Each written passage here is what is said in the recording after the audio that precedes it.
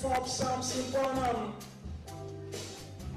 well known as the master politician, and was an outstanding statesman too.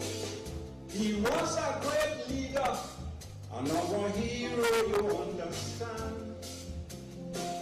That's why we remember Elvis Burnham. Yeah, good morning once again, viewers. Welcome to yet another program, The State of the Nation. I'm your host, Clayton Hinds. Today, I'm very happy that you've invited me in your living rooms so that we can talk a little bit about Lyndon Forbes Samson Burnham and CARICOM, his contribution to CARICOM.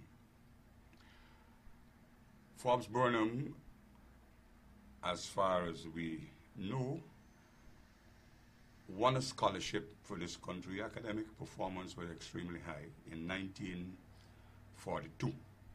The highest scholastic award at the then time in this country, which offered him a scholarship to London. While there, he distinguished himself as an academic, sharp wit, and exceptional ability. He had unswerving interests in the region, and as a result, he was elected president of the West Indian Student Council in 1947 before he returned to Guyana.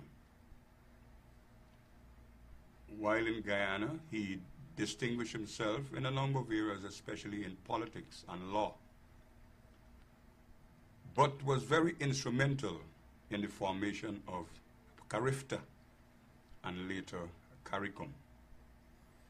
With me in the studio today is a former ambassador to China, Mr. Ronald Austin. Mr. Austin also worked for 9 years in CARICOM and served at the Home Office in Foreign Affairs as a senior functionary in matters of foreign affairs. Today we'll be discussing Forbes Burnham and CARICOM. You know, CARICOM Day is the 1st of July, and the foundation will be having a brunch at the Watercress Hotel. A brunch at the Watercress Hotel. Very accommodating kind of prices, $1,500. And those of you who would like to be part of that function, and you need your tickets, you can call the vice chairman of the foundation at 610-8676. But we're not going to focus on that. I'll keep kind of reminding you during the program about your need to be part of that occasion. But we will go straight away to Mr. Ronald Austin, who will now, because I want to ask him, since Forbes Burnham has distinguished himself so well and was able to be president of the Student Union in London, why, in your view, you think Forbes Burnham got himself involved in the formation of organizations like kind of CARIFTA and later kind of CARICOM? First of all, Clayton, thanks for having me on. I mean, it's a long, outstanding invitation, which I'm very happy to know that you've kept. First of all, let's deal with Burnham's bio, which you quite rightly read out, and then I move on to CARICOM and CARIFTA. It is often, when you read about Mr. Burnham, and I do regret that the PNC, the party Mr. Burnham founded, and the members of the PNC, senior members, have really allowed the PPP in particular to define Mr. Burnham and to determine what he is. Mr. Burnham was an exceptionally gifted man intellectually. There's no doubt about it. What you could have mentioned is that he also won the Best Speakers Cup while he was in London. Yes. He also did his BA externally before he went to London, because the war prevented him from going to England after winning the Guyana scholarship in 1942.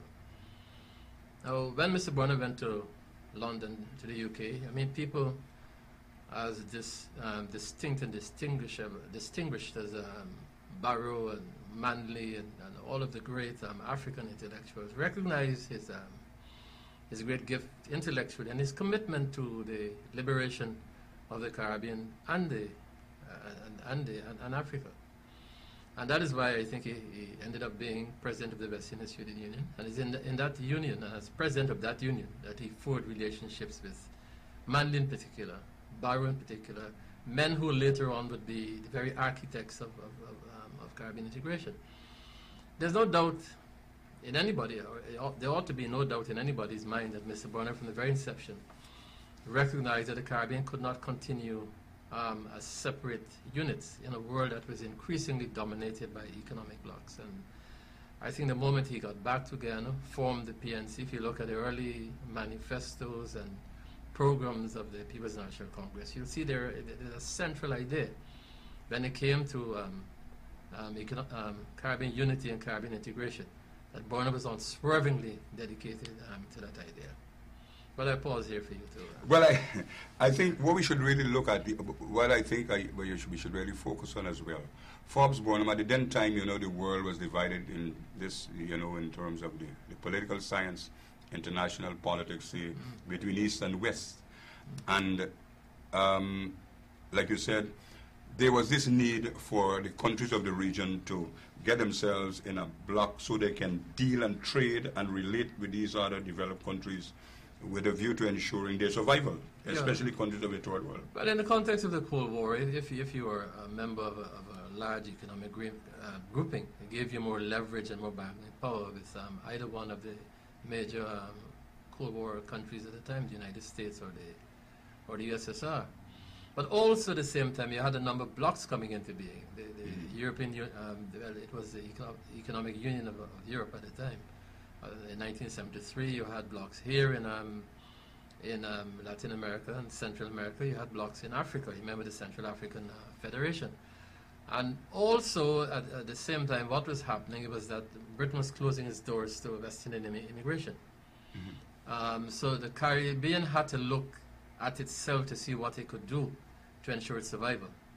And one way of doing that is to form an economic grouping. And I should say that when CARIFTA was formed in 1960, between 65 and 68, it was, a lot of it had to do with Mr. Burnham's own push and vision.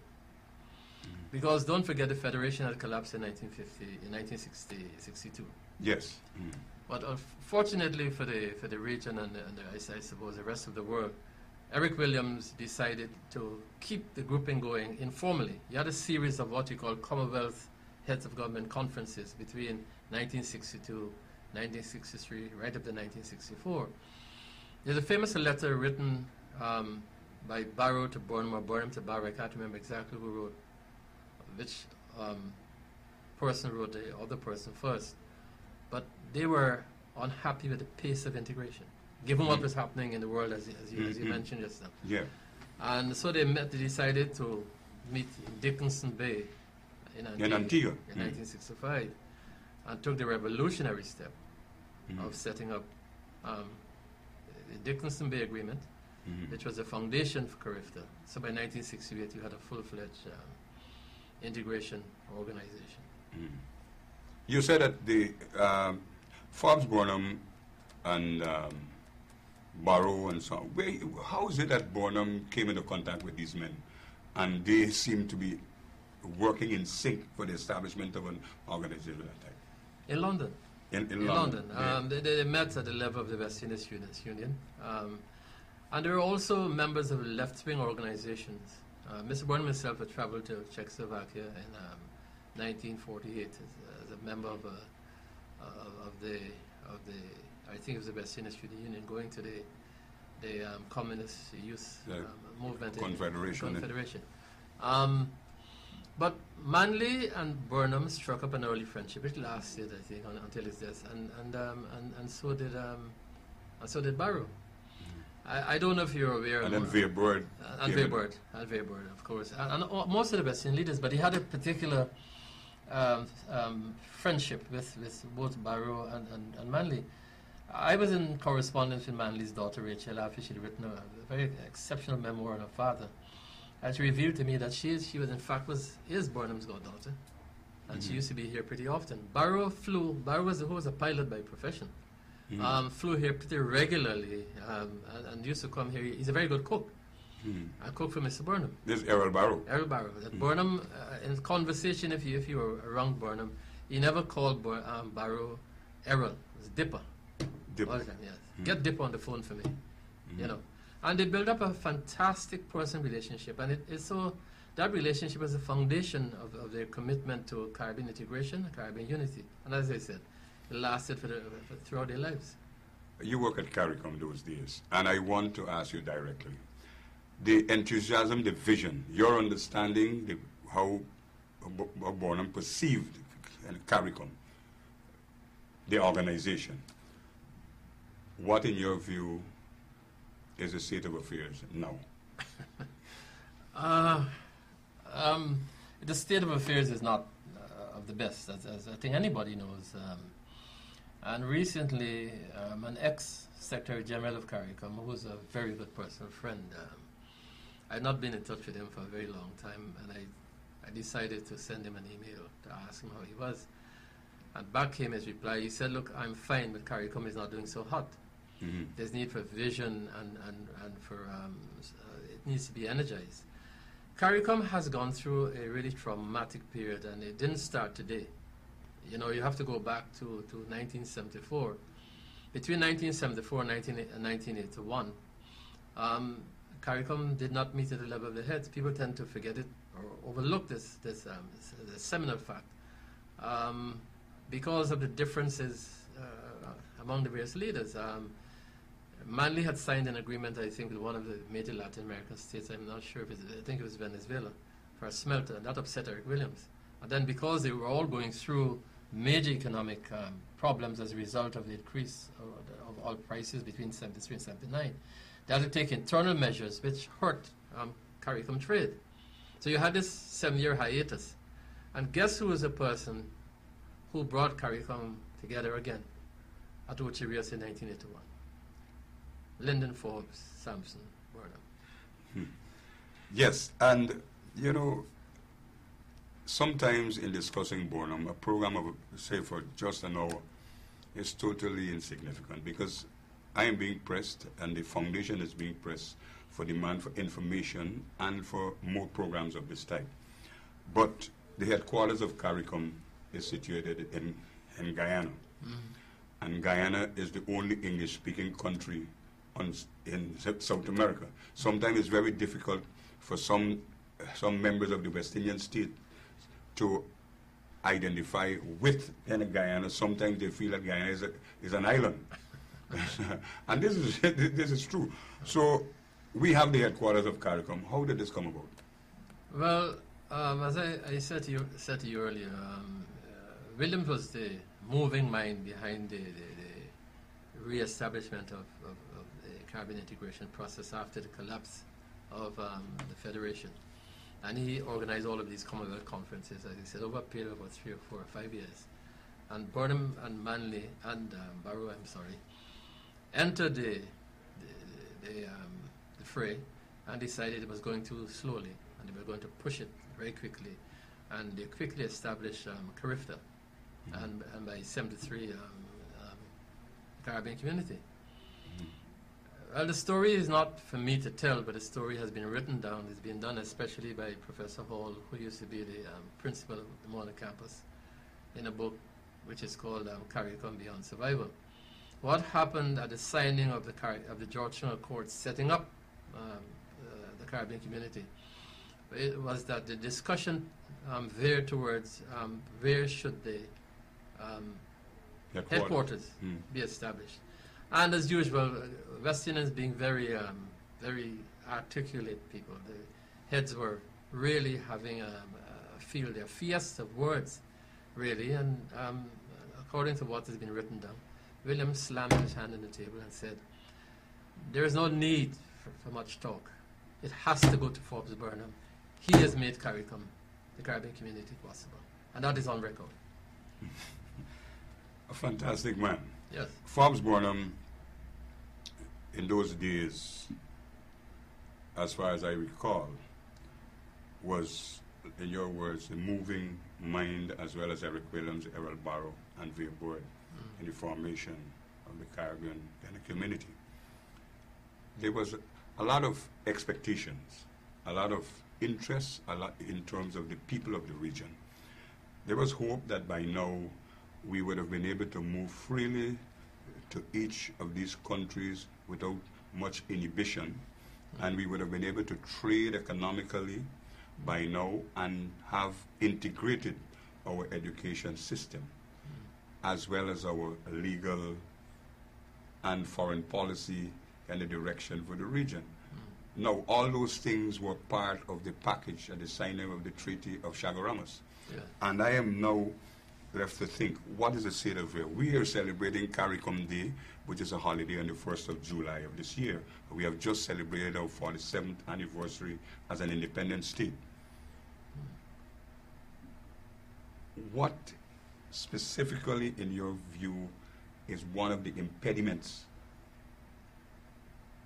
And there seems to be a lack of enthusiasm in promoting kind of CARICOM in terms of its the direction where it's going. In fact, a lot of the people of the region don't even know, and young people particularly, even understand what CARICOM is all about. Is it that there's need for more education in relation to the member states of CARICOM?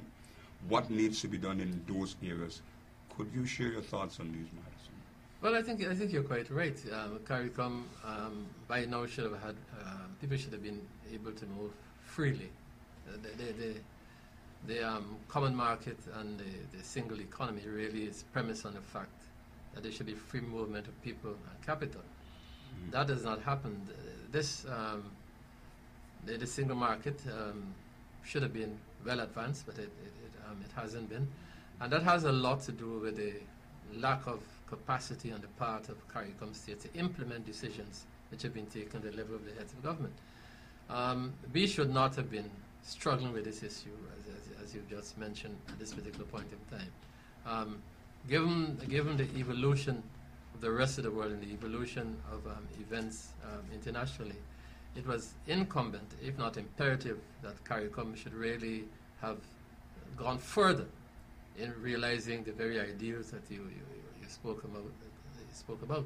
The besetting sin of CARICOM, the problem of CARICOM has always been that it is an integration movement of sovereign states. That is, it is not one supranational organization, which eventually it will have to be if it's going to survive. What happens is that the smallest states, or generally CARICOM as a whole, tend to hold on to their sovereignty. You take any small CARICOM. So obviously, in an area like that, most member states will seem to. Maybe that's the reason why they have problems in implementing the decisions taken. Yes, they always look to see how the decisions taken at the level of the heads is going to affect them domestically. You know, for example, I mean, one of the continuing problems of CARICOM, and it's something that that both Professor Thomas and I forgot the name of the other economists. We should really integrate production. For example, if you have a major, let us say, flour factory in Guyana, there's no need for another one in Jamaica or Antigua. You have right now, and I can't think of a precise example, but there are too many of the same things. We're doing too many of the same economic activities are going on in the same state. So there's no rationalization of the production structure of the region. And mainly because if, as one famous finance minister of Antigua said, if he has a little cassava factory in Antigua, there's no way he's going to give it up in the interest of the Caribbean community. And this bedeviling question of sovereignty, because they sent a team around a few years ago to look at how CARICOM should implement decisions taken at the level of the heads in the interest of CARICOM as opposed to what happens within the individual CARICOM states. And they haven't gotten around to that problem as yet. Since that has been the case, well, obviously, being sovereign states, you will have those kind of problems. Perhaps did the leaders address their minds? And I think having created the organization, the establishment of the Caribbean community, with men of like minds like Burnham, Barrow, Manley, and so on. I wonder, did these leaders address the question of having one leader for CARICOM, which would more or less offset all these bedeviling problems that we face in terms of implementing the decisions and policy directions of the world? In fact, wouldn't that be a situation where you would eliminate the problem completely from having these difficulties, like you rightly said, in terms of cattle production and so on? CARICOM was supposed to have gone much further than the way it is at the moment. But we seem to be in motion, but we're not moving. Well, you know, I think one of the regrets I have, certainly having worked in the councils of CARICOM, is that there's not sufficient study and understanding of what happened with the Federation, which collapsed in 1962. And what happened was that you had a federal prime minister, Mr. Grant B. Adams from Barbados, and the rest of the region did not like it one bit. I mean, whatever he said, I mean, they discarded. And if you read Rachel Manley's book about her grandfather, Manley's father, Norman Manley. These guys, when they looked out there and saw that there was a single prime minister, they might accepted the level of their own intellect, their own thinking, but then they have to deal with their populations, their constituencies, and that's another problem with CARICOM. How do you tell the people in Guyana, or the people in Antigua, or the people in St. Lucia? And back to the question that you asked. Let us have one single leader of the Caribbean community. Historically, because of this tendency to fragmentation and insularity in the region, those things are very difficult to do. But my own view is that, and as Ramphel said recently in one of his publications, is that they're holding on to something which can survive in the modern world.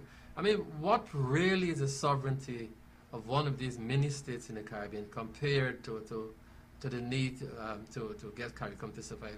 Maybe I should spell out what I mean. Yes, does it make sense for this? Let's say the OEC has to hold on to their sovereignty in the current dispensation. Dispensation, yeah. Because it's going to go at some point. They cannot survive as individual units. But that is what they have not been able to convince their constituents to accept. And that is the bugbear of CARICOM. And I want to raise a question that you asked earlier, if you will permit me. Of course. About education. That is where they need to educate their population. And CARICOM, when it comes to education... Well, that's precisely why I asked the question. Is there a need for more education among the peoples of the region? So that they can know what CARICOM is all about, what ERSCO, achievement, the state of affairs, some of the humbugs that they're experiencing. These are some of the issues that need to be addressed. I'm saying that if there's a need for education, why not the leaders address the problem? Yeah, well, there's a great need for education, because right now, I mean, if you went into the streets of Georgetown and you stopped one of your compatriots and say, tell me, what is CARICOM doing? They can't tell you, not because they're, as we say, bad-minded. They just do not know. CARICOM has not done enough to let the people of the region understand what is going on. And mind you, that what I've said to you is a negative side. There's a lot of pluses going on in CARICOM, which is... well, that's what I was just about to ask about the pluses. Not being publicized. You know, one of the things that Dr. Hall, when he was fully involved in doing these writings and publications in CARICOM, he asked Trevor Farrell, the Trinidadian economist, to do a study of the integration movement. You know, let it all hang out. Tell us what was going on within the region. And he made some amazing discoveries. I still think that study done by Farrell is the most refreshing, cogent thing that's been written by the Caribbean integration process. Because it identifies a lot of pluses. What Farrell discovered, and something which is in front of us every day, we don't notice it, is that there have been a number of significant CARICOM economic enterprises which are doing very well in the region.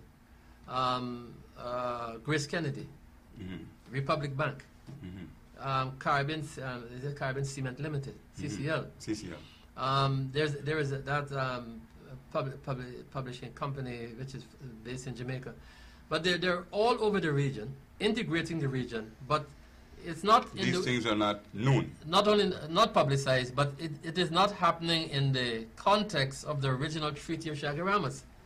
And the leaders, the architects of CARICOM could not have seen that. You have some really amazing CARICOM companies. That Grace Kennedy is a significant one. The company that collapsed the other day, CCL Financial in Trinidad, it was all over the region. And those companies, as Farrell has argued, they're integrating the region at a faster pace than what was being done originally by the CARICOM government. You know, I mean, Republic Bank is here. Yes. The cement company, what is the name of it? CCL, Caribbean Cement. Guyana Limited. They have some branch in Guyana. Yeah, Headquartered in Trinidad. I begged. They also have a branch out in Jamaica as well. Yes. So, and there a lot of them are based in Central America, CARICOM, in the smaller territories and the bigger territories, and I've of course Answer McCall. I've forgotten. Yeah, they have gone far away. But if you move around Guyana, I mean, the Georgia, you notice a lot of Trinidad products, for example, on the shelves of any shop that you go into. I mean, it's sometimes my friends, my drinking buddies would say that we become a colony of Trinidad. But so be it, I mean. But the point is, these CARICOM companies have really been doing a fantastic job. But that, to go back to your point, you don't hear about it, you don't see it published on a daily basis. What I want to know as well, Forbes Burnham, you said quite rightly, organized and got leaders of the region for the Dickinson Bay Agreement in Antigua, which led to the establishment of the Caribbean community. And I know that part of Forbes Burnham policy for development in Guyana was that of self-sufficiency. And the self-sufficiency, it was not kind of restricted only to Guyana. He meant that the region ought to be self-sufficient in terms of producing the things they need to use for themselves. Is as a result of those policies that he started programs like the FCH Drive. But there's a significant incident that occurred which I want you to cast your mind onto. That is, the leaders of this region were able to identify Forbes Burnham as the Caribbean man of the 20th century. Now, what is your take on this? Because I understand there were a number of leaders that were put up and which were canvassed to really get this title and status, including Fidel Castro, Cheddy Jagan, Michael Manley, Harold Barrow, Eric Williams, a whole host of leaders of the region were canvassed for this position. What is your take on this? Well, it's a very interesting question because a lot of senior analysts and journalists in the region expressed some, including Ricky Singh, by the way, expressed some skepticism when Burnham was voted man of the century. And the only way I can tell you how Burnham was and is regarded in the region is if I can tell you a story about what happened when I was in Jamaica with Professor Rex Nettleford. And we were in a group, and in that group was a member of the People's Progressive Party, and that person decided that they were going to attack Burnham. Nettleford said, no. That is not the conception we have of Burnham. As far as Nettleford said, as far as the region is concerned, he was instrumental in re-energizing the integration movement. Yes. The question of self-sufficiency he mentioned, and the daring decisions he took. Burnham could have announced the recognition of Cuba and China by himself with the rest of the region. Within the region, right. With the rest of the region. But on the self-sufficiency issue, it's a big thing for a lot of people in the region, especially the Jamaicans who believe in producing food. Jamaicans are very good at that. And Burnham, people tend to forget, after he had established the feed house closed program here in Guyana, had moved on to the region because he recognized that the region was importing something like $1 billion worth of food. The figures there, maybe I've got it wrong, but it was exceptionally high. And in 1983, Burnham took to the CARICOM Summit, 1983, a paper on Caribbean food self-sufficiency. Long before the Jack Dewey Initiative and a whole lot of things that you see mentioned so frequently, which tend to obscure what, in fact, Mr. Burnham himself had already done. And that plan or proposal was accepted by the region. The trouble is, again, the bugbear of CARICOM. They could not implement the decisions taken. It's on record. Anybody can go back and, yes, anybody. And don't forget, too, we had the corn project here in the Burbis River. In the Burbis River. Kilibibiria. Yes, they're supposed to be growing corn there, but that was badly implemented by CARICOM. You know, so Mr. Burnham deserves his recognition as a Caribbean man of the century because he made great sacrifices. And don't forget, Clayton, that you asked me some time ago how much the leaders were prepared to sacrifice for CARICOM. Well, very few sacrificed anything except for Mr. Burnham, because in the 70s, he said in an interview, I think with Ron Saunders, for GBC as it then was, that he was prepared to abrogate or to lessen the sovereignty of Guyana if that was in the interest of CARICOM. What a step! What a statement! Well, it's on record. I'm merely repeating what I read. I want to open the lines to our viewers. You can call in, make your comments, your observations while we continue the discussion on CARICOM. CARICOM Day will be celebrated in Guyana and throughout the region on the 1st of July 2013. It's a holiday. So you can make your calls, and we are prepared to. I see the lines are already going. So I want to take this call. Morning, you're on the air. Hi, good morning, gentlemen. Morning, Ronald. Yeah, morning. I just want to agree with Ronald in his opening statement when he said that the PNC, they're not, highlighting Burnham as this, but they're actually allowing other people, their enemy, to define Burnham to the nation and to the world. I say this, and the other thing is that I don't think we highlight Burnham qualifications, but I think we need to highlight more the humane Burnham, the unselfish, humane Burnham. Yeah, but he was just making that point in one of the interviews he did with Ron Saunders. Development man, the man who's concerned about poor people and their development. Yes. Developing them as a human being. I say this to make reference to the recent awarding of the Oliver Tambo Award. No, not yet. Well, I ain't coming to that yet. To the minors women. Oh yes. Who weren't recognized at home, or recognized by Mr. Kerry or forget the guy. John Kerry, the Secretary of State for the United States of America. He recognized Miss kind of Simone Brooms.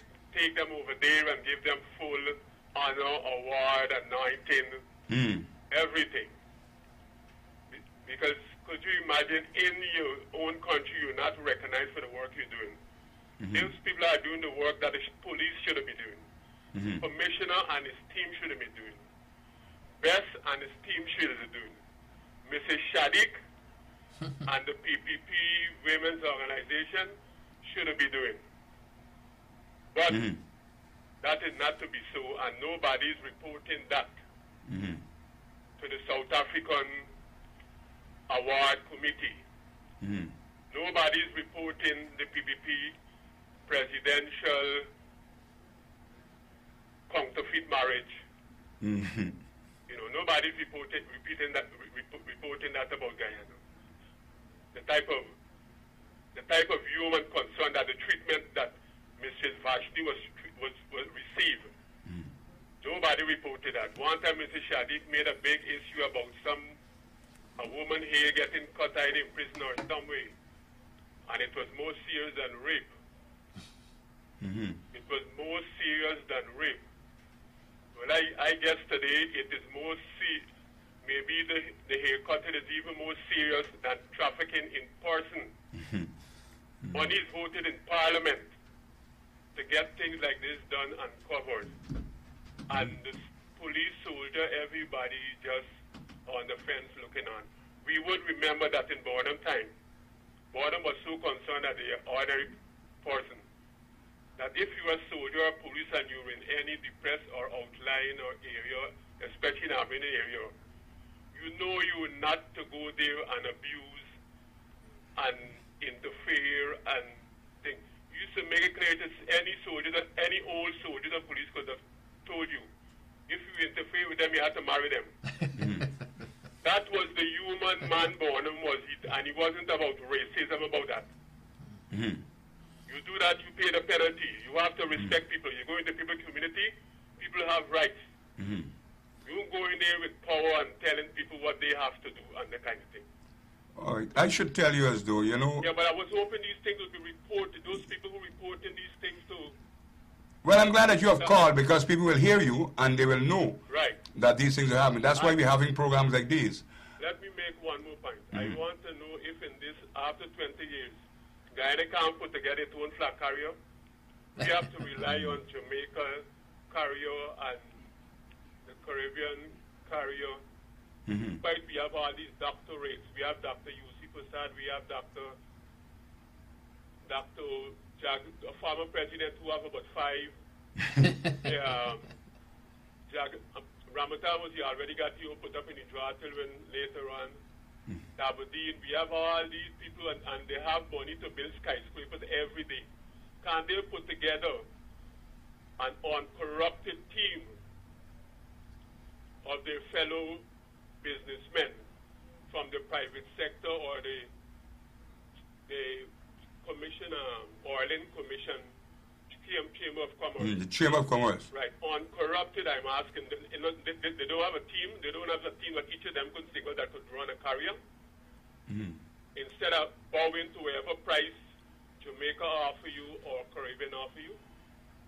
A good question. Anybody reporting these things to highlighting this thing to the world or anything like how Dr. Jagger used to jump on plane and tell the world, don't give Burnham this Burnham, why he leave people home to born again?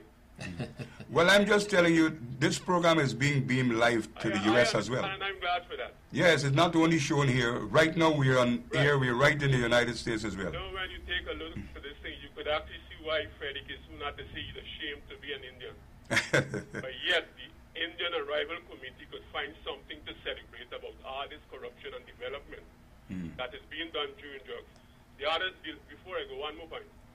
Yeah, well, you're long. The same way how Kerry could recognize Miss Simon Brooms and highlight them is the same way.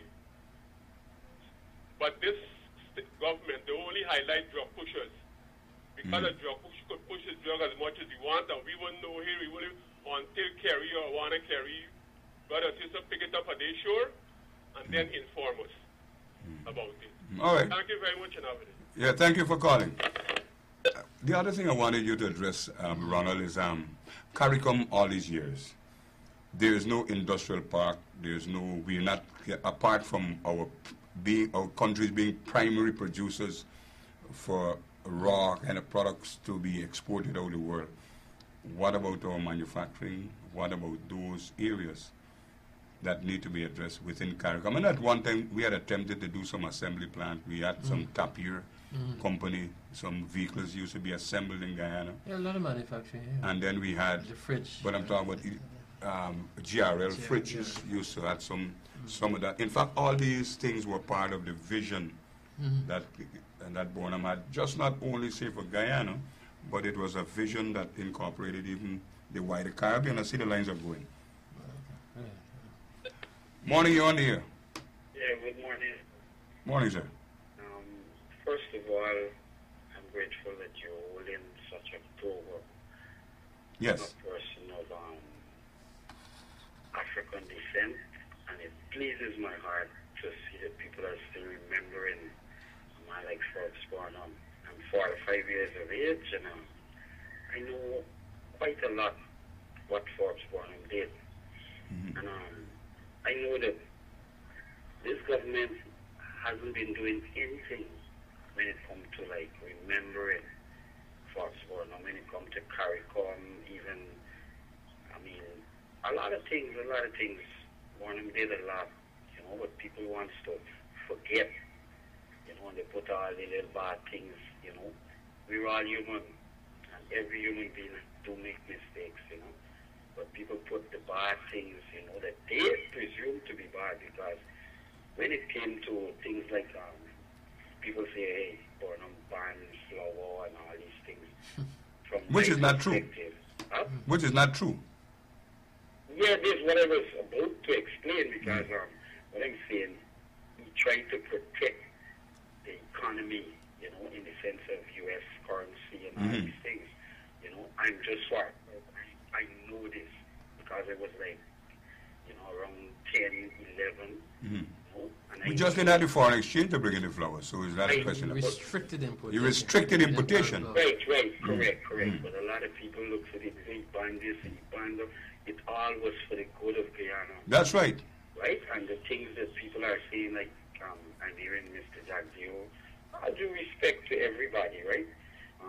Is being championed as the man of the earth and all these things. Fox Burnham was the man that initiated all these things, because had he been killing out the trees and doing all these things, he had the intention, but he knew, right, from what he knew, that the green part of any country is the best part of it, you know. And I'm a person that lives in Sophia, and I've seen that, you know, the years that the PPP has been in government, they haven't been looking into these areas. If you know, people should take a good look. They look, say, well, Guyana is moving on with big buildings and all these things, but the inside of Guyana is where the sufferation. Yeah, the people are not progressive. Yes, the bulk of the population suffering. Yeah, the majority, and especially the African people. Being straight, I'm not a racial person. I love everybody in Guyana, but when you see there's an imbalance in the shares of this country. All right. Right? And I want to thank you for this program. And Carifta also, Burnham was a very, you know, Caribbean man. Yes, he was. Spread that unity. You know, he was very Caribbean. And thanks for the time, man. Okay. I'll continue the progress. Yeah, thank you very much. It's a very interesting point you raised, because, you know, our People's National Congress, Mr. Burnham's party, could be said to be guilty of a certain kind of intellectual laziness. The first person who really caught on to the idea of the environment was Burnham.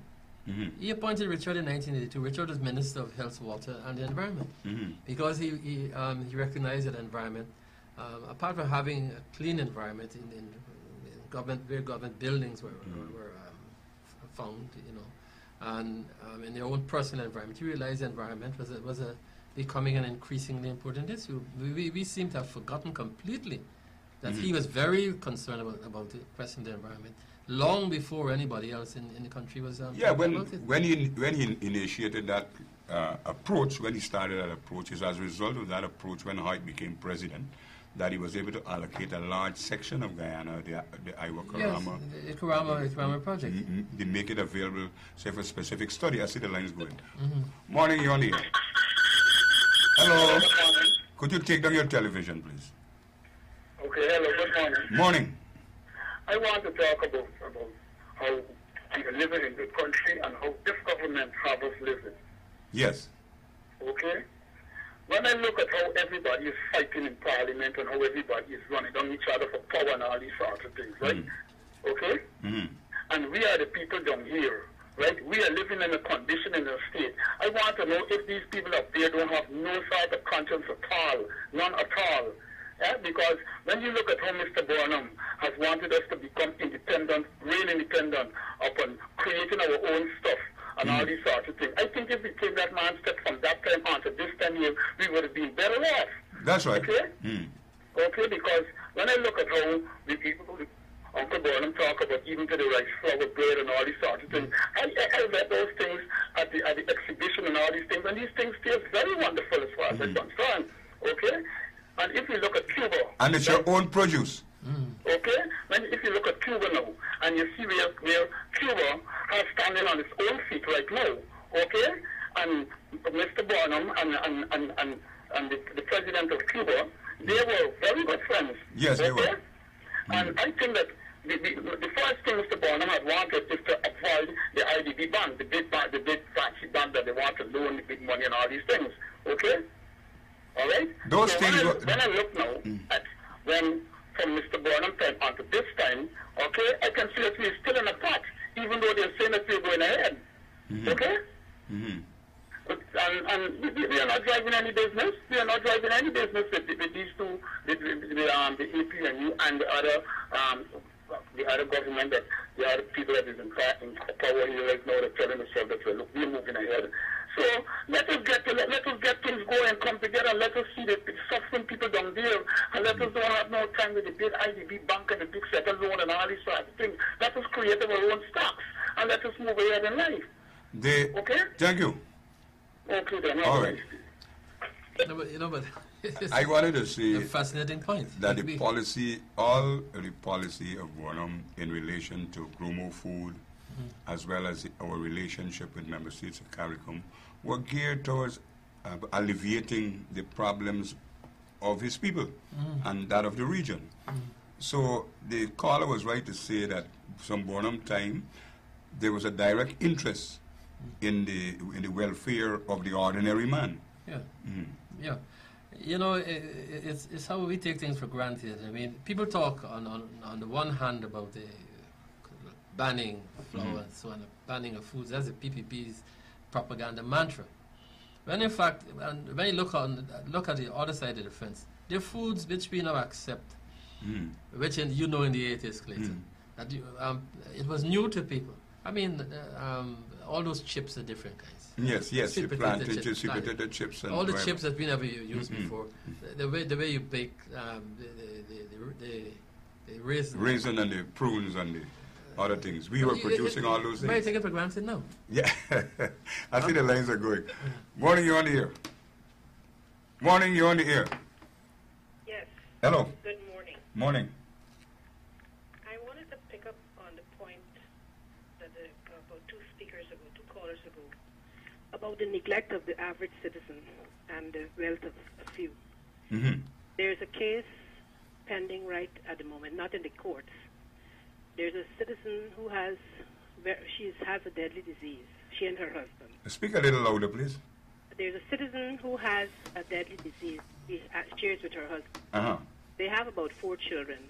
Have applied for aid at the regular place where they're supposed to apply for about 3 months. They've gotten no assistance. They can hardly get their children to school, and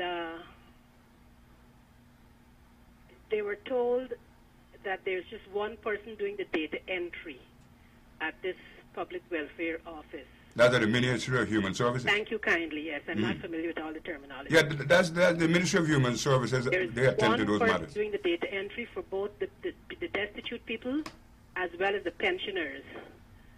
So where is this money going? What is the average citizen to do who is destitute and has nothing? There's supposed to be this ministry looking after them. I think you've gotten my point. Yes, I got a point. Well, I hope that, obviously, when we have programs like these, operatives, say from the Ministry of Human Services, they will look at it. But I will make a note of the point you made in relation to this problem and possibly call somebody. I cannot take the name on the air. No, I wouldn't want to do that. I would hope that you can call after this program. Thank you. So I can see what help can. We're not really geared to address those matters, but since you've called and you've raised the matter, yeah, well, the gentleman, the 2 speakers ago, 2 callers ago, was talking about about the neglect, right? The lack of welfare for the average citizen in the face of so much wealth. Okay. Okay, thank you. All right, thanks. Let us address this point because it is peculiar to Mr. Burnham's philosophy, and we've lost it. We've dropped the ball.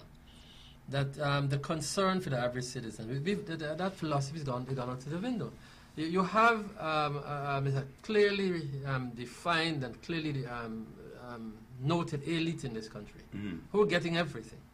A group of people getting everything. Yes, it is. They're getting everything. But below that little thing at the top there, the mass of the people, as evidenced by she had just pointed out. And that philosophy of caring for the average person on the part of the government. Whatever the PVP said, they've lost that their working class commitment. They're now fully taken over by a group of bourgeois and then a bourgeois entrepreneurial class running everything in the country. And the average person, even their own supporters are complaining. Nobody pays any attention to the average person again. Whether the person has no water, they can't eat, they can't live. There's no point in any country in saying we are doing well when the average person is catching hell on a daily basis. I saw an article this morning, a headline, I didn't get to read it, that Guyana will be labeled the only kleptocracy or something like that in the world. I didn't get a chance to read it, but I will read it when I get. The Kleptocratic Republic of Guyana. The Kleptocratic Republic of Guyana. I have to read that when I get. You know, klepto means. Klepto means stealing. So I was referring to the point where you said there are a group of people that's getting everything. But it's how they're getting this everything. Everything. Is it in relation to the concept that was headlined today? Yeah, Clive Thomas is quite right. This is being enabled by this government. This government knows who's stealing. They must know. I see the lines are going. Morning, you're on the air. Hi, good morning. I just, refer. Yeah, I was listening to Mr. Granger and Malika on the television, but I was trying to get a call to them, but it didn't happen. Yeah. Yeah, but they were talking about the state of education in Guyana. I was trying to bring it to their attention to let them know, check, there's a school over here, the North Primary, where there's this segregation in education, where you find that all the brighter folks are in one class, and what we can call them, the so-called the dunce ones, they're in the other. Those who are a little slower. Yeah, slow. And then they're not paying much attention to them because they're not giving the extra lessons like the other kids. They're sent home early in the afternoon, but the other class, they're going till 8 and 9 in the night. And people using the same school building to keep lessons every day. Which class is going late in the night? The bright class or the dunce class? Pardon, the bright class. The bright class, I see. They're only focusing on them all the time. They're not spending that much time on the other kids. Those are the kids that are slow. Good.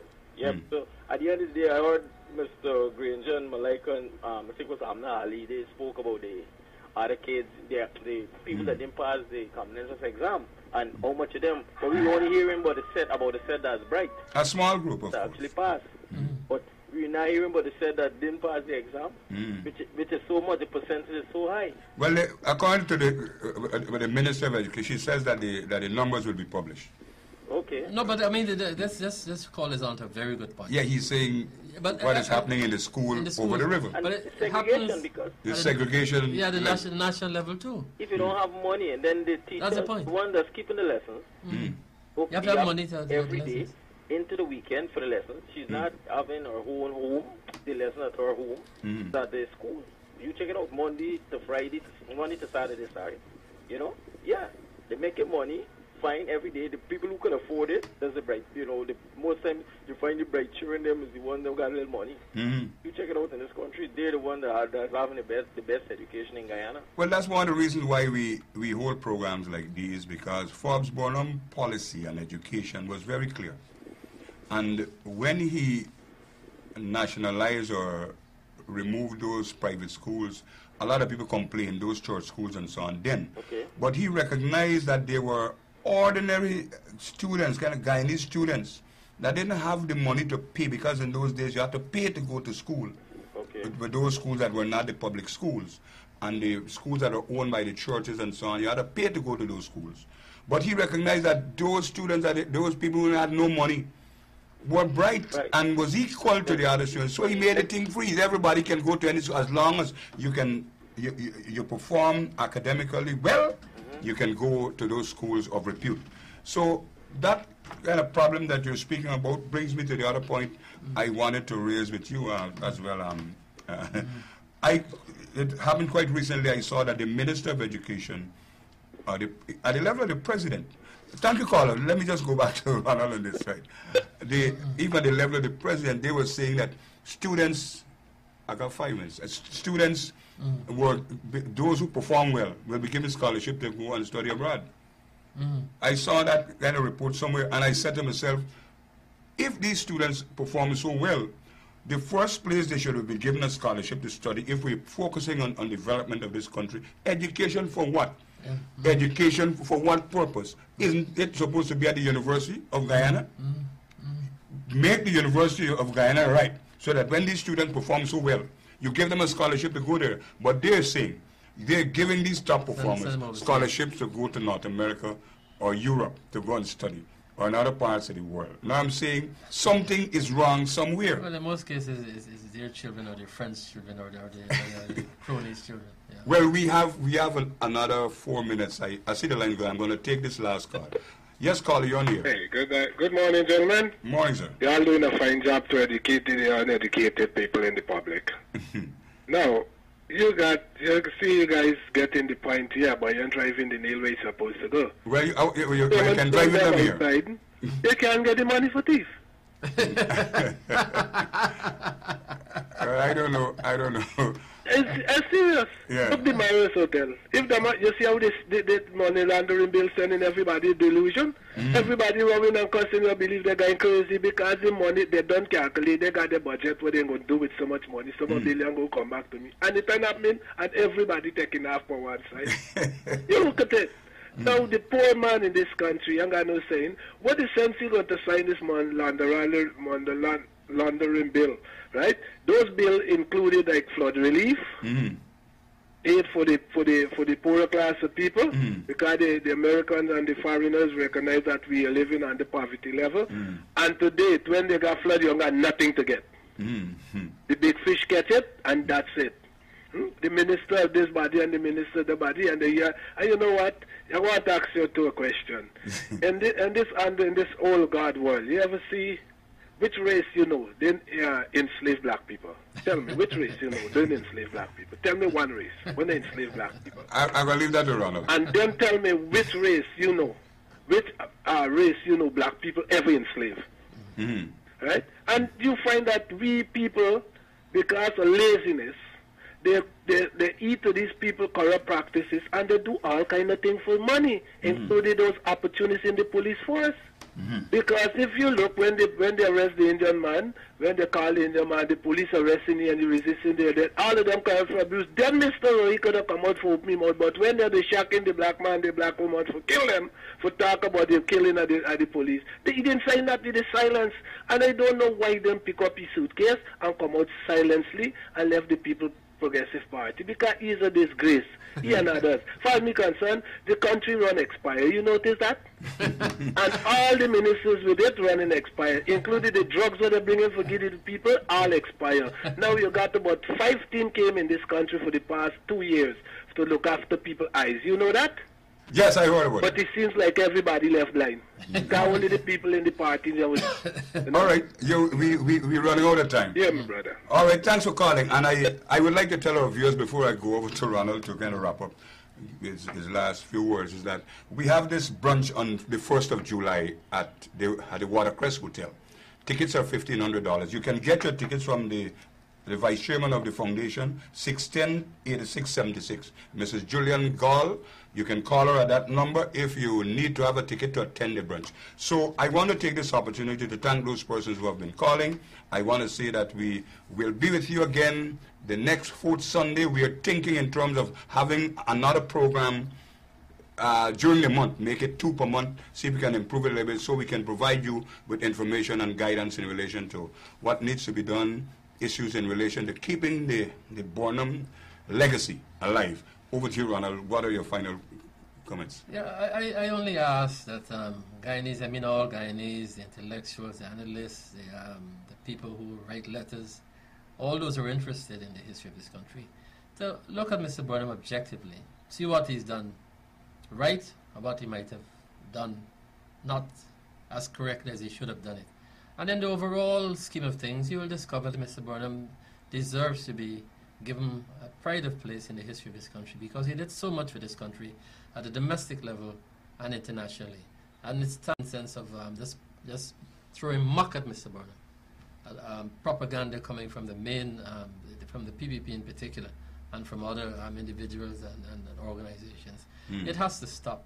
Let them do an objective assessment of Mr. Burnham based on the facts, and let us have the conclusion and stop the nonsense about demonizing Mr. Burnham.